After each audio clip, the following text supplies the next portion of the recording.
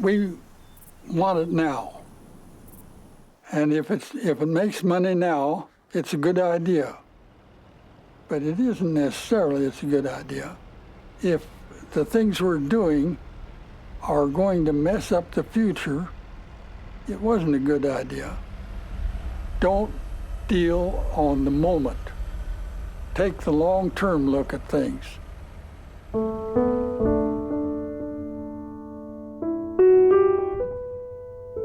This is a land that was for thousands of years populated by buffalo and nomadic Indian tribes hunting those buffaloes, and the buffalo grass that the bison fed on.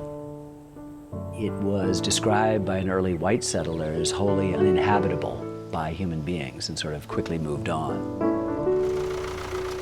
We took an area that should not have been plowed up and plowed it up, and plowed up more when there were bad times, and when the bad times got even worse, not just economically, but with drought, the land began to blow, and Franklin Roosevelt could rub his finger on his desk at the Oval Office in Washington, D.C., and have Oklahoma on his fingertips. The next day, ships out at sea, 300 miles out at sea in the Atlantic, were covered with a patina of dust from the southern plains as a result of this combination of human folly and just the ability for folks who'd never owned land to settle some of the last land to be settled and cultivated in the United States. It happened in a time when there was a world war that artificially drove up wheat prices. It happened at a time when new tractors were coming on that made it possible for a man to break a lot of sod that they could never have even attempted in the 19th century. So this was the last place that people felt that they could go, mark out a 160-acre homestead, and then Congress enlarged the Homestead Act to encourage more people to do it. So, you know, if you're growing up on a farm in Missouri and you hear that there's a place out, you know, farther to the west, and instead of, you know, renting a 160-acre farm, you can go out and homestead and get 320 acres, and the rain is falling and the wheat crops are growing and you're making a lot of good money. Who could resist that? They'd see all this lush green grass out here. Let's plow it up and plant it to wheat. Yeah. It'll grow just like the grass is growing. But then the drought came, nothing would go back because it didn't have any moisture, and it started to blow. This is a horrifically terrible collision between human nature, filled with heroism and greed and all of the things that human nature has, and Mother Nature that often pushes back with tremendous force. The people who spoke about it often described it as evil.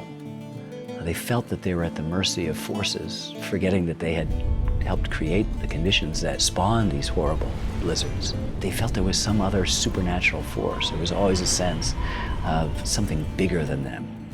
Some people left on account of that, thinking God wanted them to leave. There was just lots of talk that God was tormenting us because He plowed up that good sod.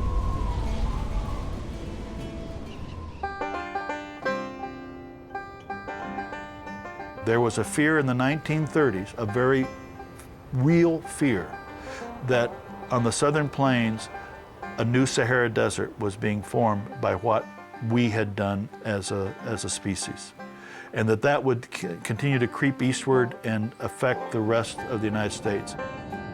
The Dust Bowl can most certainly happen again. It's a cautionary tale not just about the southern plains, where we remedied part of the problem of the inadequate rainfall by going down and beginning to put a big straw, thousands, millions of straws, into the Ogallala Aquifer, which is melted glacial waters from the last ice age. And that extraordinary cistern of pure water is being depleted. And so when that runs out, the plains, northern, central, and southern, are in big, big trouble. And you could have a Dust Bowl of extraordinary calamities happening, and hopefully people will be wise in the few decades that we have left to try to figure out the solution to that problem.